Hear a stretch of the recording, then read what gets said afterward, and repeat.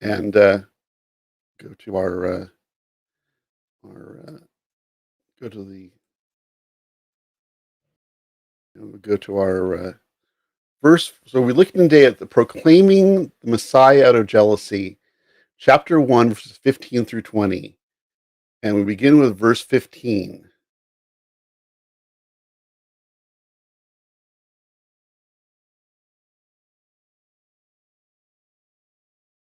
True, some are proclaiming the Messiah out of jealousy and rivalry, but others are doing it in goodwill. One of the critical themes of this letter to Philippi, is humility. The theme reaches its zenith, its highest point, in Philippians chapter 2, where Paul gives us the example of Yeshua, our righteous Messiah, and his humility that led to his death on the Roman execution stake on the cross. In verse 15 and 16, Paul contrasts those who share the good news of the Messiah out of self-ambition, which would be an example of pride, and for those who humbly share the message of Messiah Yeshua. So all we see throughout the whole book, one of the themes that runs throughout this whole book is humility, and humility modeling Yeshua, our righteous Messiah. And Paul here in verse 15 is in this section in 15 through 20 is talking about those who are out of pride sharing the message of the Messiah, and his concern to share with the people of Philippi this important lesson on humility and the important lesson on the message of the Messiah being shared in the world. Paul is not criticizing the message, but rather their spirit of self-ambition. Paul elaborates below in verse 18, where he commends that the word of Yeshua is spreading, even if not done by worthy messengers. Let's read verse 15 again, and then we'll move into verse 16 through 17. True, some are proclaiming the Messiah out of jealousy and rivalry, but others are doing it in goodwill. Verse 16 and 17. The latter act from love, aware that I am put where I am for defending the good news, while the former announce the Messiah out of selfish ambition, with impure motives, supposing they can stir up trouble for me in prison.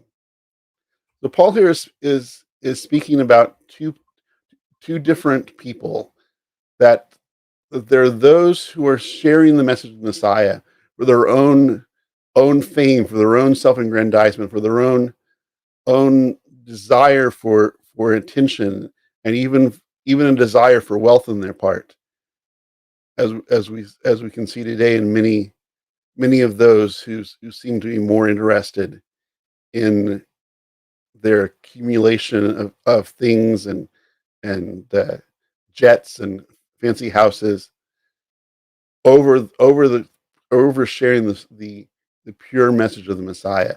So Paul here is telling the people of Philippi that there are those who are proclaiming the Messiah out of jealousy and rivalry, those who are doing it for their own self-aggrandizement, but there are others doing it in goodwill. So there are those who are proclaiming the Messiah, making Messiah Yeshua known in in a faithfulness to the God of Israel, in the right way. They're sharing it for the sake of making the Messiah known, rather than making themselves known as a celebrity. Some of the proclaimers of the good news were doing it out of impure motives, such as their own self-aggrandizement, and to as an act of criticism of Paul. As Paul was the example of humility, the example of one who shared the message of the Messiah out of a Messiah like humility. The people here in that he is confronting are those who are sharing the message of the Messiah for their own fame, for their own glory, not for the glory of God, and for the true meaning of seeing people come to know Yeshua as the Messiah. In verse 18,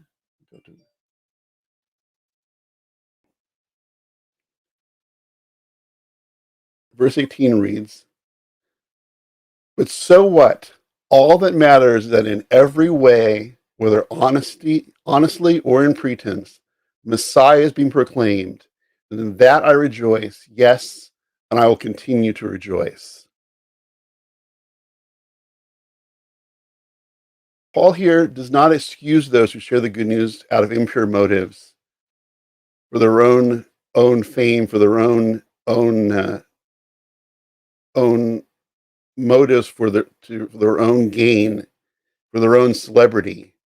But he focused on the sharing of the good news. Where there is a false presentation of the good news, where there is a impurely presented presentation of the good news, Paul will speak out forcefully and make clear that those who are bringing a false gospel, what he calls another gospel, which is not a gospel at all, another message of the Messiah, he will speak out forcefully against that. But here the message is right from the presenter, but they have wrong motives. And Paul rejoices in the good news being spread, though he condemns those who are doing the work of making Messiah known, proclaiming the word of Messiah out of impure motives for their own fame, for their own celebrity, for their own wealth gaining. They are, despite their impure motives, if they're presenting the good news in truth, the true good news of Messiah, Yeshua, Paul rejoices in that. He doesn't rejoice in their pride and their focus on themselves that overturned the word of the Messiah in their life, and that they're doing it for wrong motives. But if their message is pure, if their message is on the true gospel of Messiah, he can rejoice in that. Though he is unhappy, he's sad, and even will go to condemn the impure motives, but he still holds true that the message is pure, though the person who is presenting it is impure. He rejoices in the purity of the message. Like other Jewish teachers, Paul was willing to focus on the service performed for God, in this case, the sharing of the good news. Though the motives of the presenters may be flawed, Paul was content knowing that if the right message goes forth, lives will be changed for the better. In short, Paul focuses on the content of the message, the good news of Messiah Yeshua, which is perfect and leads to salvation, and not the imperfect messenger. Paul here is focusing on the pure message of Messiah going out, even though the messengers themselves may be flawed. Paul rejoices that the message of Yeshua is going out, even though it is being sent out by impure messengers and those who are doing it for their own pride, for their own self-aggrandizement, for their own fame. Paul knows that people are coming to know God and becoming followers of Yeshua through the word of truth, that the message that was true was changing lives, and people were coming to know the Messiah of Israel, despite the incorrect motives of those who were presenting it. And Dr. Stern in his commentary says, "It is the gospel that saves, the good news of the Messiah, not the preacher. The insincere evangelist is shoring up for himself judgment. But those who have come to Yeshua because of his words have entered into eternal life." So Dr. Stern here is saying, is in looking at what Paul is saying here, is that the importance that it was the pure message of Messiah was going out, even though the one who was presenting it was problematic, that they were doing it for their own glory rather than the glory of God. But if people's lives were changed by the message that was true, Paul was willing to rejoice in that. In verse 19, we read, "For I know that this will work out for my deliverance, because of your prayers and support I get from the Spirit of Yeshua, the Messiah." In this verse, Paul quotes the words of Job from Job 13:16a, from the Septuagint, from the Greek translation of the Hebrew Bible. Taking Job's words to defend himself, declares faith in God's deliverance and applied them to his own life situation as a righteous sufferer. As Job was an innocent victim of affliction and pain, Paul draws an example of Job to parallel his affliction in serving Yeshua. He takes comfort from the example of Job's eventual redemption from suffering and renewal of life. And our last verse we're looking today is verse 20.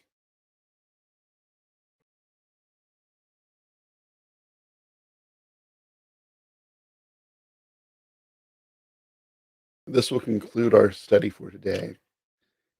Verse 20 reads, "And it all accords with my earnest expectation and hope that I'll have nothing to be ashamed of, but rather now as always, the Messiah will be honored by my body, whether it is alive or dead." I'll read that again because that will lead into our study tomorrow, where Paul will be looking over and his life and his impending death by under Nero, where he's looking at his life, whether to live or to die. But Paul here says, "In all accords to my earnest expectation and hope that I will have nothing to be ashamed of, but rather now as always the Messiah will be honored by my body, whether it is alive or dead." Paul wrote the Philippians this letter from prison, where he was awaiting his appearance before the Roman Emperor Nero and his judgment that would lead him to being executed. As he faced the reality of his execution and impending death, Paul reflects on his life and his great desire that the Messiah will be honored now as he lives, and that his death would also bring honor to Messiah and move forward the message of the good news. So Paul here is reflecting on and looking on his whole life and his life since he became to know Messiah, from his encounter with Yeshua on the Damascus Road, where his whole life from that point on was about becoming more and more and more in the Messiah. The Messiah became his sole focus in his life, and making the Messiah known and bringing honor to the God of Israel by his life was his focus from that time he encountered Yeshua on the road to Damascus till he took his final breath before the executioner took his life. So Paul here is looking now over his whole life, and also looking over that his impending death, his impending execution under Nero. And he's saying that I have that looking over his life, he has nothing to be ashamed of, but rather now as always, the Messiah will honor my body, whether it is alive or dead. In reflecting over his time of life as his life in Messiah, he reflects over it, and he is hopeful that his life has brought honor to the God of Israel, brought honor to Messiah, made Messiah known in the world because of his life of service. And now he is reflecting on, as his life is coming near to an end, about that life for Messiah, and that he is saying that he has no regrets, knowing that his life is about to be concluded, that his death is imminent at the hands of Nero. But he focuses on that for whatever time he has left in his life, it's on the Messiah. It's focused on giving glory to the God of Israel and honoring the Messiah, and that the Messiah will be honored by my body, whether it is alive or dead, whether he continues on living or his death, which is imminent. His focus from now on is focused solely on bringing honor to the Messiah of Israel. All that he does is focused on making the Messiah known and becoming more and more in the Messiah. Paul's understanding of the importance of living as well as possibly and dying for the honor of God can be seen in the example of Rabbi Akiva from Berachot 61b. Rabbi Akiva, who was being executed by the Romans, in a horrific way during the Second Jewish Revolt. While being killed by the Romans, it is said that Rabbi Akiva understood that his death was the way he could finally love God with all his soul. As he was dying, Rabbi Akiva understood that he was finally able to observe the words from the Shema to love God with all your heart, mind, and soul, and that he was able now to tangibly, in his death, in his horrific death that the Romans put him through, the torture and death, that he was finally able to tangibly love God with all his soul, with all his mind, with all his body, which was given over to death for the sake of the honor of the name of the God of Israel and for his stand as a faithful Jew against the Romans that had come to destroy Jerusalem and destroy the Jewish people in the land. And Paul here can like the example of Rabbi Akiva, who would come later. His death would be about 70 or so years after Paul's. But both of them understood that their lives and even their deaths would be a way for them to give glory to God and to show that their love for God with all their soul, mind, and body. And Paul here is telling the people of Philippi, and us by example, that should be the focus of our life too, that whether we continue living on in life or whether we are to die, our whole being should be about giving honor and glory to the Messiah of Israel. That Yeshua, the honor of Yeshua and the witness to him in our lives should be so great that all that we do, all that we seek to do in our bodies, all we seek to do in the life that we have, whether we have 1 year, 5 year, 10 years, 50 years left to live, that focus of our life should be on honoring the Messiah, giving honor to the God of Israel by all that we do and all that we say and all of our actions should be focused on that, and that we too, like Paul here and also by Rabbi Akiva, who later would understand that in our lives and in our deaths, we have given honor to the God of Israel, and we have really shown our love for God with all our soul, mind, and body. And especially here with Paul and Akiva, who were executed for their faith. They were actually able to do that tangibly, to in their death, to show their love for God with their soul, mind, and body. That may not be, the way of our death by execution, but the focus is still the same. That as we live for the Messiah. We live to give honor to the Messiah, and our lives now until our final breath, should be focused on making the Messiah known, giving honor to the God of Israel, walking in his ways, ordering our lives, if we are Jewish followers of Yeshua, according to God's Torah and his commands.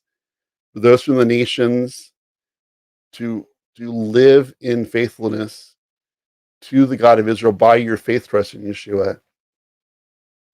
In doing so, we give honor to the God of Israel and truly live out our faith trust in him, that our faith trust is not just a mental acceptance of a belief system or theology or an idea of faith, but truly becoming Talmudim of Yeshua, as what Yeshua called his Talmudim, his disciples, to make disciples of the nations. That we are called not just to be ones who give mental assent to a belief system, but those who are truly Talmudim, those are the students, those are disciples, the ones who seek to model our lives after our righteous Messiah, Yeshua, who is our Messiah, who is the Messiah. There is no other. and he is the one that we should model our lives after. And Paul here, in these words, looking to the imminent his imminent execution under Nero, that he wanted to be sure that every moment until that final breath was focused on giving honor to the Messiah. And he commends that to the Philippians to live their lives in that way, that to live as long as they live in this life for the Messiah, and to focus their lives on making Messiah known and living to give honor to the God of Israel through our following the example of Yeshua, righteous Messiah. So that would conclude our time for today. We looked at Philippians 1, 50 through 20. Tomorrow we'll look at Philippians 1, 21 through 26, a section that I entitled To Live or Die. And Paul will continue talking about his impending execution and whether he wants to have the execution come soon so that he can go instantly to be in the presence of the Messiah, or it would be better for him to actually stay on in this life for a little longer, to make Messiah known in Rome, and to be a source of encouragement and teaching to the followers of Yeshua throughout the world, throughout the communities of faith that he started. So he will be looking at that, at his impending death, and it will be better for him to continue living or to go and to leave this world to be instantaneously with Messiah Yeshua and instantaneously in the life of the world to come. We'll be looking at that tomorrow. And again, thank you for watching. This is Letter to Philippi Live, a daily broadcast Monday through Friday at 12 p.m. Pacific Time, 3 p.m. Eastern Time, 10 p.m. Jerusalem Time, coming to you on Facebook Live, YouTube Live, Instagram Live, Twitter Live, and on our website, lettertophilippi.org. And Letter to Philippi Live is an initiative of Letter to Philippi, a new Messianic Jewish theological and teaching organization, of which I'm the founder and teacher. And if you want more information on Letter to Philippi, just go to lettertophilippi.org. There you can fill out a contact form, ask any questions you want. You can leave a prayer request. We want to be praying for you. You can purchase a copy of my Messianic commentary on Philippians on our resources page. You can make a contribution to our work, either a one-time or an ongoing contribution to keep this work going. We are an independent ministry, not funded by any outside organization. We continue on based on the sacrificial giving of those who participate in learning with us. We ask you to make a contribution to keep our work going and to keep this message of Messiah going out over the internet. And if you have any other questions or want to read about our mission statement, we have that on there, and other things, just go to lettertophilippi.org. You can find out whatever information you want on us. You can actually also watch previous classes if you missed them. We have that on our teaching section with the recorded messages.